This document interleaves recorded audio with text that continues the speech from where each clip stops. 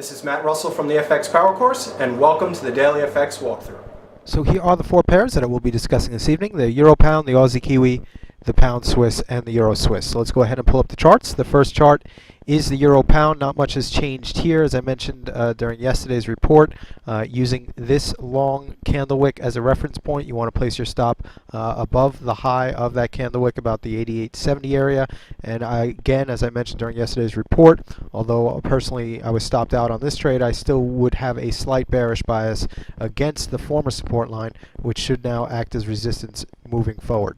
The next chart is the Aussie Kiwi, and not much has changed here either. I did add a simple resistance line to the chart. Again, just to review, the short doji trade off this doji right here, covering near that 125 figure, and then the rebound from that simple support line. Let me zoom out a little and give you a better view of that. We have the slight brief penetration of the support line, and now that rally off the support line I mentioned during yesterday's report. We might look to take some profits, and certainly at this price level I would recommend taking, if not all profits, then maybe just hold a very little amount of the long position, and the ultimate target would be the longer term resistance line right here. That would be my target point, and then I would actually look for a short trade setup. We can see that we have 1, 2, 3, 4, 5, 6, 7 consecutive up days here.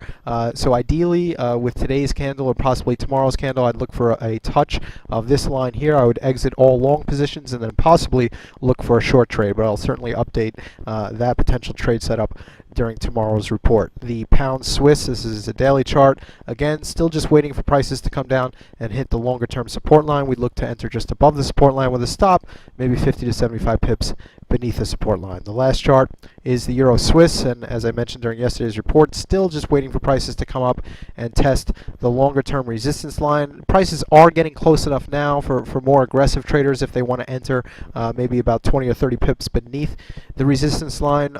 In my opinion, I would just wait for the good entry, which is right now would be right near that 152 figure, and this would be the opposite of the Pound Swiss trade, in that we'd look to enter at that resistance line with a stop maybe 50 to 75 pips above that resistance line. Again, my name is Matt Russell. I'm an FX Power Course instructor here at FXCM. Thanks for listening.